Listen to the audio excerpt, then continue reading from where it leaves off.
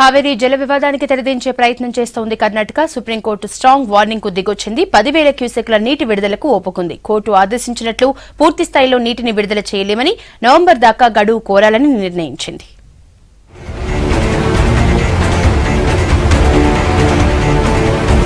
కావేరీ జల వివాదాన్ని కొలిక్కి తెచ్చేందుకు ప్రయత్నిస్తోంది కర్ణాటక ప్రభుత్వం. నీటి విడుదలపై చర్చించేందుకు అసెంబ్లీ సమావేశాన్ని నిర్వహించింది సిద్దరామయ్య ప్రభుత్వం. కోర్టు తీర్పు ప్రకారం ప్రస్తుతానికి 10,000 క్యూసెక్కుల నీటి విడుదలకు అంగీకరించింది.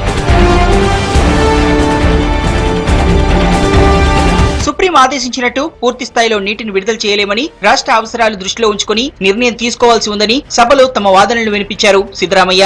ప్రస్తుతం కావేరీ నదికి 6 టీఎంసీల నీటి ప్రవాహం ఉందని, బెంగళూరు, బళ్ళారి తాగునీటి అవసరాల కోసం 27 టీఎంసీల నీటిని నిల్వ చేసుకోవాల్సి ఉందన్నారు. అంతకు మించి నీరొస్తేనే తమిళనాడు రైతుల కోసం విడుదల చేయాల్సి ఉందన్నారు. కావేరీ నదిపై మొత్తం 4 రిజర్వాయర్లున్నాయి. వాటిపై రివర్ వాటర్ బోర్డు మేనేజ్మెంట్ తో నీటి వాడకానికి సంబంధించి సర్వే చేయించాలని కర్ణాటక డిమాండ్ చేస్తోంది. ఆ తర్వాతే కేటాయింపులు జరపాలని కోరుతోంది. అయితే కోర్టు మాత్రం అది పార్లమెంట్ కు సంబంధించిన వ్యవహారమని, మానవతా దృక్పథంతో రోజు 6,000 క్యూసెక్కుల నీటిని విడుదల చేయాలని ఆదేశించింది అత్యున్నత న్యాయస్థానం. అయితే 2 సార్లు ఆర్డర్స్ ఇచ్చినా అమలు చేయకపోవడంతో కర్ణాటక ప్రభుత్వంపై సీరియస్ గా స్పందించింది సుప్రీంకోర్టు.